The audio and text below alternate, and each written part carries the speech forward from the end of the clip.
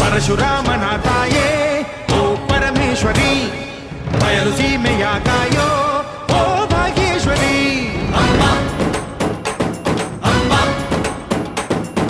ಬಾ ಪರವಾಗಿ ಬಾರೆ ನೀ ಪ್ರತಿಮುಕ್ತಿಗೆ, ಬಾ ಗುರುವಾಗಿ ಬಾರೆ ನೀ ಸತಿಶಕ್ತಿಗೆ.